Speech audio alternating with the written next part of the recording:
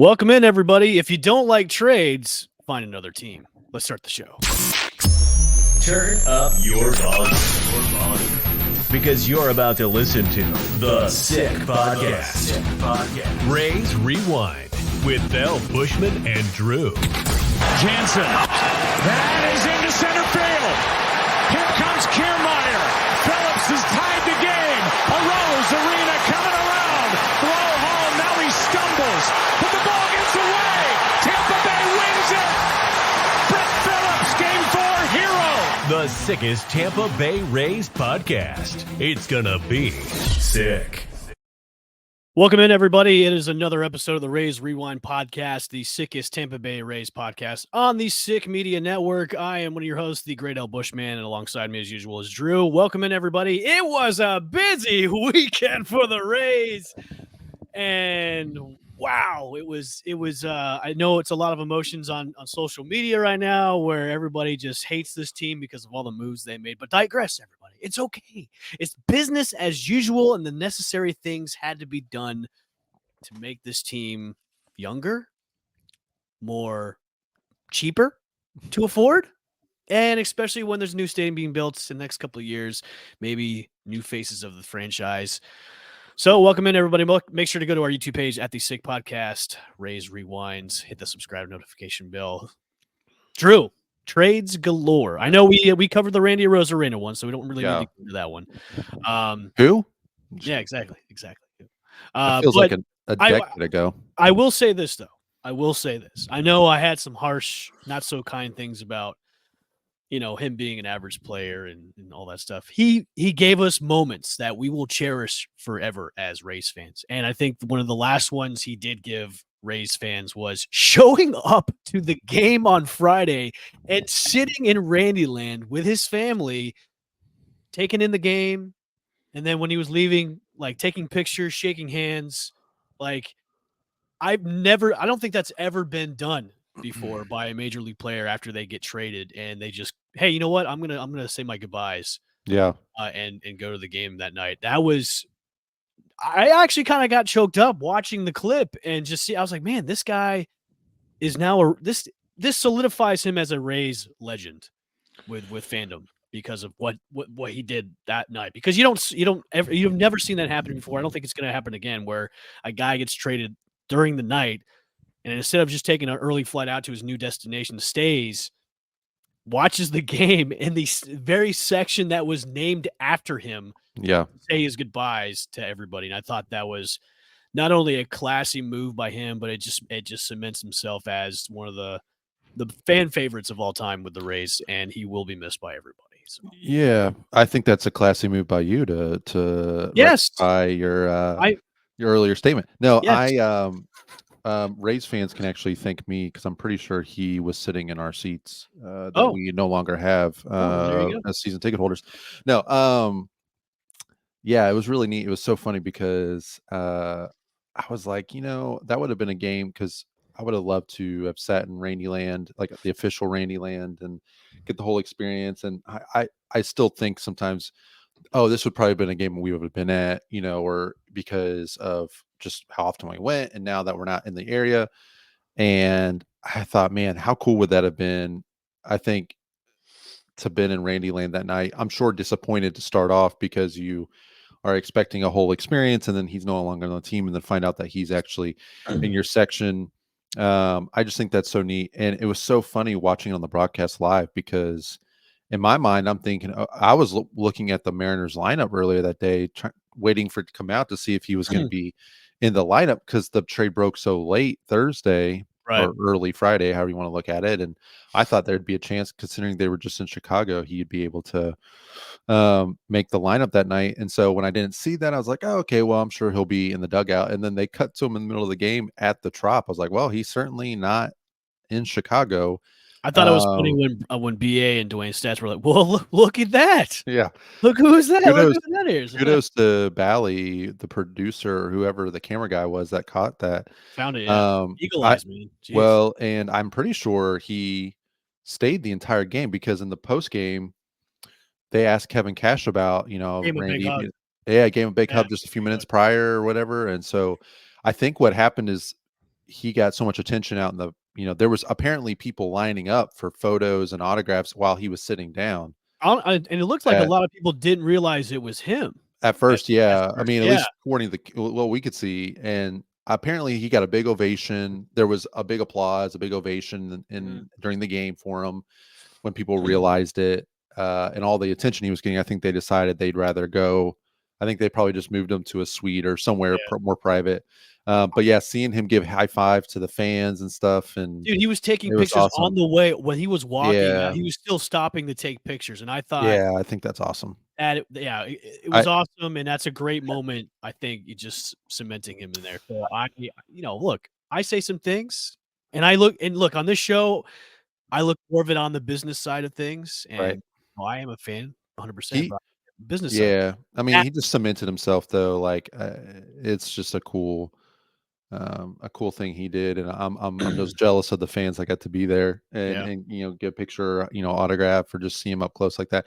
The only time I've seen that similar situation, not because of a trade, but I went into a game years ago, and BJ Upton had been suspended for getting ejection from the umpire, making contact with an umpire, and he was sitting like 2 rows over from us, might behind as well. home plate, like in a normal seat, just hanging, watching the game. And similar situation, people started noticing, going up to him, and the security got him out and went to a suite or whatever. But I would say Randy Rosarina, way more likable, Yeah. and way more of a fan favorite than BJ Upton.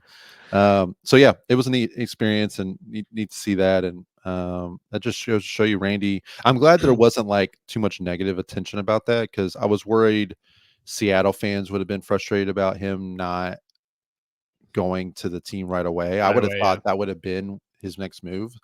So did So I. Like, as soon as I found out the trade overnight and then that day it was yeah, being processed, I was like, "Okay, he's probably on a plane yeah. headed to the West Coast." Apparently, players are given 72 hours, so they Okay. have whatever they want to do with that time. Pack up and Some everything. guys just say, "Hey, I'm going to go." Other guys, maybe take a few days. But yeah, it was neat experience, and neat way to send Randy off, and for the fans too. So Well, not soon after that, another trade happened. Zach Eflin, I think which we all said on this show, and I think I said the next guy to go would be him, was mhm. traded to. I was shocked about this trading within the division to the Baltimore Orioles for right-handed pitcher Jackson Bumeister, outfielder Matt Etzel, and outfielder Mac Horvath. Were you surprised, just as me, with him being traded within the division? Yeah, I don't remember the Rays. I think what the last time I remember, I know that they got Ben Warfet from the Yankees just earlier this year. Yeah, But yeah, that but was that's like not a like a 3-team deal. high-profile. Yeah, that Yeah, was that was a 3-team deal. I don't even think the Rays gave anybody to the Yankees in that deal. they didn't. Um, so the last time I can remember an interdivision trade with the Rays was the Evaldi trade hmm for Jalen Beeks, which obviously Jalen Beeks was you know, I don't know how you would describe him. His time with the Rays. They're not hanging his number in the No. Raptors anytime soon. But yeah, so it was very surprising to see that they would trade with the Orioles. Honestly, though, like, I don't hate it. I mean, would I prefer Eflin out of the division? Sure. Mhm. But the Orioles, when you're like, okay, well, they're getting 3 prospects from an Orioles system that's generally what, top 2, top 3. Yep. I'm sure maybe 1 in a lot of areas. Um, I was fine with it. I was disappointed to see that I didn't know any of the names, considering how much of the Orioles prospects are talked about. I was hoping it would maybe be more of a quality over quantity situation for that. And instead of getting 3 guys, maybe they get a little bit higher up on the list, one of the major league ready guys, as a 1-for-1 deal. Yep. But honestly, like, them getting Eflin, I think that perhaps I'll be wrong. I've been wrong. I've been proven wrong already, on this trade deadline season, and we'll talk about that in a little bit. But maybe this keeps them from going after like Scooble or somebody that would be because like Eflin's great. I don't think it He's doesn't. I would rather them get Eflin than someone like Tarek Scooble, or somebody that would be a real problem this year I and in the next few I years. agree with that, because with him in this year, I mean, it was a down year for him. I mean, let's get Yeah. that out of the way. And I think with him getting up there in age too, I think that it's the Rays know when to trade a player. And when he's getting up there in age, and especially when the production has gone down, which look, production was down for Randy Rosarena this year. Production was down for Zach Eflin this year. So get as much as you can, possible for a trade when these guys are kind of like on the teetering. I'm not saying they're on the downturn of their careers, but if they're on like the downturn of their production for the season, maybe get the maximum amount that they can. Now, past couple of weeks, past month and a half or so, Randy Rosarena has been pretty good. He's been, hitting the ball well. I wasn't mad at the Zach Eflin trade either because we both knew that was going to come sooner or later. We both knew that. And, with the Rays pulling triggers on all of these trades before the deadline, I was shocked about that. I thought everything was going to be up until the last minute of on Tuesday. But now, since they've made this many trades, it's like, okay, are they now we're on Monday morning while we're recording this podcast. They may not be done yet. They may have a couple more. They might go maybe buy. They maybe sell. I think at this point, everybody's still on the table when it comes to trades. I like the Zach Eflin trade. I really love the Jason Adam trade to San Diego with the amount of I think it's top 12 prospects that we got back in that return. That was a haul to me. That trade is the one that I was most excited about. When I saw that, I was like, whoa, that's right. That's some good stuff coming back there. The relievers are what seems to be getting the most value back because, I think some people were disappointed with like the Randy return, because of who Randy is and everything.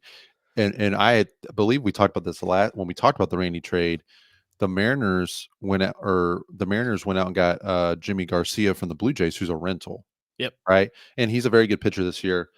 Went out and got him, and he's not even going to be the closer for the Mariners. And they got it was a 1-for-1 deal. They got Clase, I like Johnson Clase or Jonathan, something like that, like an outfielder that was in the majors this year. He was still a top 5, top 6 prospect for them, who's I'm sure he's going to be on the Blue Jays right away. And so I was like, wow, that, for a rental, that is a pretty steep price. And then you saw the Phillies give up 2 of their good prospects for Estevez from the Angels. So you're seeing like these relievers are really what's bringing back the value.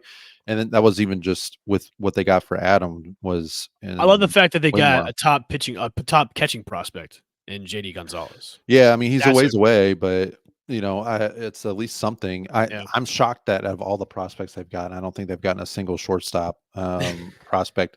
But we're maxed out of shortstops for right 3 prospects, and Jason Adams great. And I had to eat some crow yesterday. I was talking to my wife. I was like, yeah, I've been saying like if they're really going to contend next year, like I just don't see why you would trade Adam and Fairbanks. But I mean, Fairbanks is on the table. Apparently, at this point, getting calls about him too. I know it seemed like the Yankees were going to get him the other night, and there's been a lot of smoke around the Yankees and Fairbanks. I don't know, but I will say I was wrong, and we can play the clip of me saying this is my prediction is they're not going to trade Adam and Fairbanks, and they still they very well still might not trade Fairbanks, but clearly the value that you can get back for a relief pitcher at this point is astronomically high.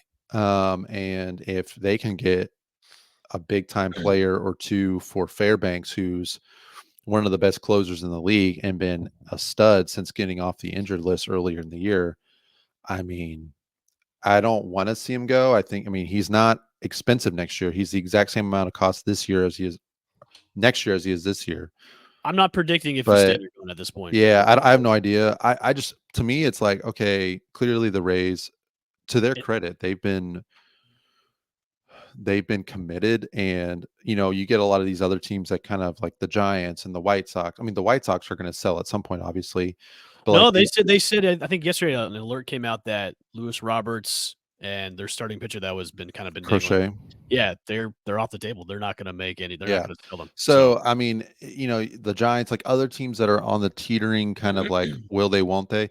Yeah. They're just standing pat, unsure what to do, or just waiting. And the Rays are just taking advantage of other teams' indecisions and the market, and they're going out. I mean, I don't think you can say it's yes, you can be disappointed that they're trading away some fan favorites, but to me, honestly, I I didn't want this path this year, this trade deadline, even as much as last week. I was like, I don't want them to be just a seller.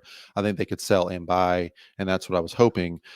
Outside of Morel, they are very much selling, and honestly, like I'm okay with it because of what they're getting back, and other teams just aren't doing anything. So, like, if they can go out and I think the trade biggest some thing guys with that I'm glad that you brought that up with fan favors. I think that's the biggest thing with the fans is what I think it's half like, hey, we're trading away fan favors, but we're not getting like MLB ready players, yeah. like ready to plug in everything. And I think the Rays had a plan all along what they're gonna do. Like, I'm very critical about Rays fans about crying and shedding tears about their fan favorites. But if you don't know the business by now about what they do, Hmm. you haven't been paying attention. And I know it stings and I know it hurts with all these like Randy, I can see. But Hmm. were you really a huge fan of Zach Eflin? Come on. Come on, guys. Were Yeah. you really a huge fan of Jason Adam? I mean, come on. Like, let's pump the brakes with all the hatred and stuff about, oh, I'm never gonna go to the games again. Fine, then go. Don't go. Hmm. Don't go. I'm just hearing all this over the weekend from fans, just like so pissed off and angry and disgusted about things. It's like you haven't been paying attention. They haven't really done like you can call it a fire sale if you want, but they haven't done a fire sale like this before, and I think that's why a lot of people are just like, "Oh my god, they're giving up." It's like, well, Yeah. are they really? Because they're only 3.5 out of the third wild card spot. They just won another series over the weekend against the Reds. Hmm. They're staying in contention. I mean, are you really going to call it they're just giving up when they're staying in contention with what they have? Because what they have is still winning baseball games. Yeah, I mean, what I think I saw Evan Klosky posted something and was posted on like D-Rays Bay or something. I guess they shared. I mean, you. It seems like the Rays are waving the white flag, and it seems like people have been saying that since they traded Savale, which of course was not the case Yeah. based on that trade. But of course, they're obviously taking advantage of the opportunity and trading guys that they're definitely selling. There's no doubt about it, and and I think Neander's comments over the weekend, because I really believe that they were going to thread the needle, and they've really just decided. I don't know if that's been a recent change or if that's what their plan was all along, but they've just obviously decided, hey, we're You could taking see the advantage. look of defeat in his face during that interview. Yeah, You like know what I mean? Because he's getting a lot of shit from the fan base, and yeah, from what he said, which I love the answer. Translating into real talk was, look, and I messaged that to you. It's like, hey, hmm, I work with what I have, hmm, and when those pieces become too expensive, and when we're where we're at in the season, and if yeah, it comes to the point where we're not going to be able to afford them next year, and we're getting calls about them and getting the maximum value that we have, I have to make the certain moves and certain decisions to move these players if it deems fit. And when they become too expensive, that's just the way it is. I work with what I have. And also I need more money when it comes to things. And you could just when he was talking, I could just see the soul coming out of Neander's face because I know he didn't want to make some of these moves, right, but it's a necessary thing. yeah, It is. It's a necessary thing. And you know, going to the Isak Paredes trade, which happened like right after I left the Trop, like right after the game. I was on the Skyway and I get the alert. Isak Paredes is traded to the Cubs. I'm like, well, that was quick. It's you get calls from teams that want certain guys. I'm really surprised that the Cubbies traded for him because the Cubbies aren't really in contention to go into the wild card. So I'm really surprised that they became a buyer instead of a seller into this market. So, but yeah. I think they're looking to kind of do the thing where they want to get better now, but mm. Do you also have like that guys. trade of Paredes to the Cubs? So we got Christopher Morel back. Yeah, I like the trade of Paredes in general. I really, you know, I've said it on a few times on this podcast. I think a lot was made of Isak's first half of the season. And some people, went out and said, hey, let's sign him to a long term deal. He's 25. He plays a great third base. He's, hitting for power, all the stuff.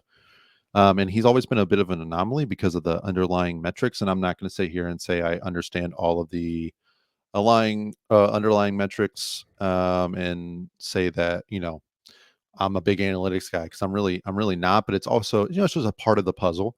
Yeah. And all of his metrics have always said that he is not nearly should not be nearly as productive as he is. So he's always been a candidate for, regression. And this season, I don't, it's hard to know. I mean, his first 2 months were so great. And he stuck out because the Rays offense was so bad and he was the only consistent part. And so I get that, they were they wouldn't have been able to win as many games as they did without Isak Reyes this year. Right. However, I've never been one to think Isak was terribly a real great player. I always thought, especially with like Junior in the minors and him coming up, I never wanted the fact that there was talk that Isak would be the person that would keep Junior from the majors always frustrated me. Because in my mind, Isak, yes, he pulls home runs, it's great, but like he's not terribly athletic. I always thought his fielding was way overrated. He never struck me as he made some decent plays at third, but like never struck me as a above average fielder at any of the positions he played. And honestly, like I just never was enamored with him. So I just don't think a lot of Rays just realized the second half of the season he's been regressing. June and July, he's been pretty bad. Yeah. So the fact, like I was texting a buddy of mine, and I just couldn't believe that he was getting this much hype as with the being a trade target and being considered and thought of as highly as he was around the league. To me, I woke up Sunday and I was thinking about it, and I was like, they've got to trade this man because he's not nearly when I saw his numbers for the last 2 months and just all the hype he was getting. There was a bidding war supposedly between the Dodgers and the Yankees. Yeah, that And came I'm down thinking in like like, the second or third inning of yeah, yesterday's game where I it came out. mean, Which I was fine if either one of those yeah, guys want to have a bidding war and then give us the top dollar players that we want, go ahead and yeah, do it. Like I was ready to get that alert from the Yankees saying they traded yeah, Jason Dominguez for Isak Reyes. I was ready like we're getting Jason Dominguez, we're getting yeah. or Spencer Jones, like we're getting one of those guys. Maybe I both. just, I mean, it honestly just didn't make any sense to me. So the fact that they were able to swing a deal for Paredes now, in my opinion, I think is really savvy by the Rays, and I think nationally, you're going to see a lot of talk that the Rays didn't get enough for Isak. That may be true. I don't know. I know Morel seems to be the antithesis of Isak, where his stat line is not good, but his underlying metrics are great. So you think, and he's got better expected numbers than Isak. He's got 18 dingers right now. He can Yeah. he can hit the ball both sides because Right. with Isak he was just one side. Right. With Morel, he's both sides. His fielding is kind of Not good. Hit or miss. That's the other thing too. It's like he's not a good fielder, but to he's me, he's much more athletic. But Drew, this to me is just like, okay, he's a placeholder to when Junior comes up, which is probably going to be in the next couple of weeks. He has to come up. Yeah, Topkin reported the other night, as of Sunday night, there was currently no plan to call up. No call up was imminent. Now, of course, if they go out and trade Isak and Brandon and Ahmed, then that creates 3 openings for position players. And at that point, I can't imagine that he wouldn't get the call. But yeah, I mean, you think that with Isak off the roster, that makes it much easier to get Junior up there. And honestly, like I would much rather. I just think if you can get a bunch of value for Isak now, like to me, he never seemed like a guy that I really wanted the Rays to commit long term to. So for them to get as much value as they did is great. Like I hope Isak does great with the Cubs, whatever. But I'm much more like it just feels like such a change in energy on the team. Some ways not as good, but other ways better. Like I'm really excited to see what Morel does for the team. Apparently, he's a great clubhouse guy. Great energy. He was traded. He was traded mid game yesterday. Yeah, and so like I mean, the Rays need that though. The Rays need that kind of energy and that clubhouse presence. We've been talking about that this year. It seems like it's been missing. And then the Hunter Biggie reliever that they got, I mean, seems like he's going to slot in pretty well. They got Rasmussen coming up, as a reliever who's been lights out. Springs will be here on like Tuesday. They got natural replacements for the guys they just getting rid of. So I'm all for, and then all the prospects. Like to me, it's at this point, if you're going to sell, you might as well just keep doing it because I think you reached a certain point. Maybe I think you can make a case for a guy like Yandy, where if you're going to have such a high floor as a team next year with the pitching, that if you keep Yandy at the leadoff spot going into next year, that is obviously a big boost for a lineup that's going to need some offense. But at the same time, like if you're going to sell, like I would just stay committed to it, and you're obviously going to get some good pieces back at this point.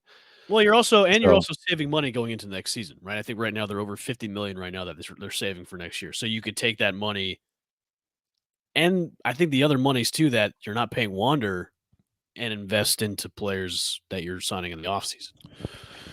Yeah, so I'm excited. I mean, I'm pumped up for tomorrow's game. I mean, spring's coming back. I would assume Morel's going to be in there. I'm interested to see how they deploy him. He is not a good fielder, but everything you've read since the trade, like the Rays have been enamored with him for a while now. There was talk of him coming over in the offseason in a Glasnow deal. And obviously the Cubs thought very highly of him because I believe they weren't, willing to part with him for Glasnow. Also, I think they were rumored in a Pete Alonso deal, but they didn't want to give Morel up in that kind of trade. Mm-hmm. So the fact that the Rays are enamored with him and have been obviously trying to get him, I'm curious to see how they use him. I don't know what his splits are offhand, but I would feel like that he's going to be an everyday player. And I don't know. I mean, you look at, again, I realize Isak hit 30 home runs last year, but I don't know, with the X velocities, the hard hit rate that Morel has, he's striking out less. He's walking more this year. I know the stat line doesn't look good, but you have him and then you bring Junior up. You got a couple big power guys right there in the middle of the lineup. It feels like more so than we had even all this year. So I'm excited for the change. Like I'm just excited for things to get moving. If this is going to be, the defining trades that this team makes in order to be a contender maybe next year and then obviously in the years to come. I'm excited to finally turn the page and kind of move on with that. I will say one more thing. This is why I'm so sick and tired of. I was thinking back, all we heard with the early in the season when the Rays were struggling and losing to the White Sox and struggling against the Angels and all these other teams that were, supposedly inferior. It was early, don't sweat it. Like you guys are panicking, whatever. This is the byproduct of not performing early in the season. If the Rays don't go 2-4 against the White Sox, or if they maybe win more than 3 or 4 games against the Angels, or they don't come out of the gate struggling as much as they did, and losing to inferior teams, and they're instead of being 2 games over 500, they're 5 or 6 games over 500. I mean, even if you just flip the White Sox record, they go 4-2 or 5-1, you're talking about a much different playoff outlook. And maybe they don't blow this team up like they are, doing right now. Like if you're unhappy about it, like that's why I get frustrated about it. This is why we say even in April, blowing games against bad teams and losing those games has consequences down the road. Yep. And we're seeing it in real time. So I'm sad to see some of these guys go. Randy and Jason Adam. Honestly, I like Jason Adam a lot, and him and Pete are the 2 guys that I was like, I really don't want to see them go. But I mean, considering the returns, like at this point, Brandon Lau, Ahmed Rosario, Yandy, Pete Fairbanks. Honestly, Drew, I think I'm okay with it for the next month or 2 months that we have left. I think they'll be more competitive now than they were before. I think just the aura of everything, and I'm with you too. I'm excited how things are going to be played out the rest of the season and then going towards 2025 because there's a lot of unknowns of what they could do in the offseason too. But you're also like I'm almost excited. I'm always excited because when you kind of put a breath of fresh air in the team, it's always a good thing too, because I think that's what this team, this roster needed was. I think previous shows we said this team needs a huge shakeup. And this is the huge shakeup now that's coming. Obviously, with the trade deadline, is you're moving a bunch of pieces that were coveted, were fan favorites, but now it's now you have a brand new team, essentially. And obviously they're not there. There could be more trades to come before the deadline on Tuesday. So, but I'm with you too as well. I think what we got back. Yeah, I know there's some pieces that aren't MLB ready just yet, but I think in the future they're building towards something, and that's what I kind of like too as well. They're building towards something. Yeah, and they're freeing up. I mean, I know it's very possible they just go out and not spend any money in the offseason, but I feel like they're really freeing up some money to maybe get an established hitter as well. Because that's what they're really You going to know, need in the offseason is hitting. I mean, they're going to need hitting, and they're going to hitting need is the biggest thing. veteran hitting. Yeah. So I don't know. I mean, off the top of my head, like a guy like Anthony Santander or something like that is going to be a free agent. I don't know what he's going to get in the market by any means, but like there'll be guys available that they can go out and spend a little bit of money on, whether it's a multi-year deal to kind of get into the new stadium or 1-year deal, whatever. But I'm honestly like I've just gone a complete 180, and because I appreciate the fact that they're not screwing around, that they're going out and just being like, all right, we're setting the market. We're going to take advantage of other teams' indecision. And so I kind of love what they're doing, to be honest with you. And I realize people might look at me and think I'm just, not thinking for myself.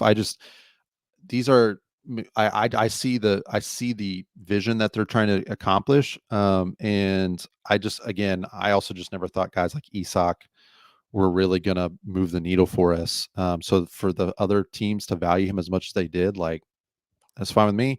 And I mean, what is there anyone on the roster that you think is untouchable? I mean, probably Taj and Ryan Pepio. I think with the rotation that we have, some of the younger relievers, right? I think with the rotation that we have, I think everybody's pretty much untouchable at this point. Oh yeah, Shane Boz too. Yeah. Those three guys. I mean, I think at this point with what we're gonna see going into next year with 2025 with the rotation that we have, the pitching is off. I think Littell. I think he would be the only one that would be maybe 7 shutout innings, man. Thank you, Zach. Yeah, I think like the Braves or something could take him. He would be the only one that would be like, I wouldn't say the odd man out, but like the only one that would be, hey, we're gonna let him go because what we have coming for 2025 is complete. So other than that, I mean, for position players, Bilal could be a guy to go, and then Yandy too. I think that's to me, Zach Littell is the pitching version of Isak for me. Like he seems like a guy. It's like he's succeeded with the Rays as a starter, but he never has felt very overly impressive, despite having impressive outings. Yeah, I've never changed my opinion on him. Like I've never felt great about him being in the rotation, despite him like this Saturday going out and throwing 7 shutout innings. It's kind of like, okay, great, like great time for that. Push up the trade value even more. To me, he's a guy that if we can get good value for him now, I think we'd be dumb not to move him, just because I don't actually think he's that good. Yeah.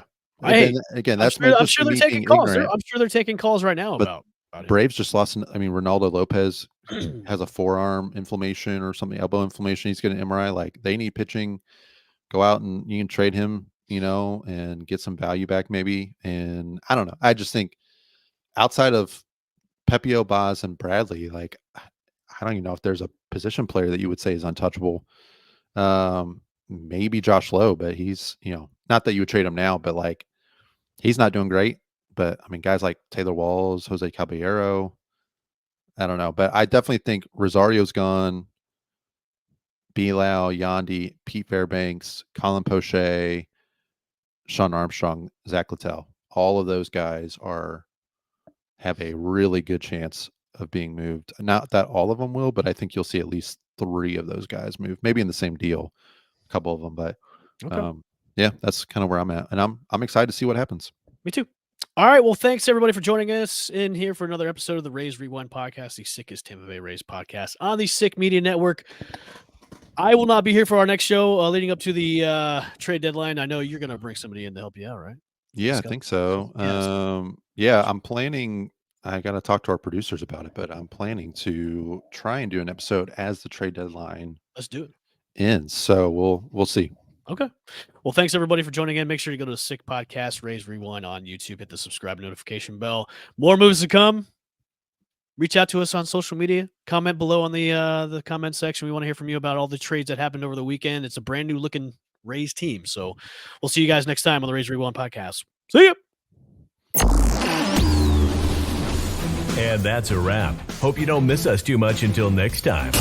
Follow the Sick Podcast Rays Rewind with Buschman and Drew on YouTube, Google Play, and Apple Podcasts.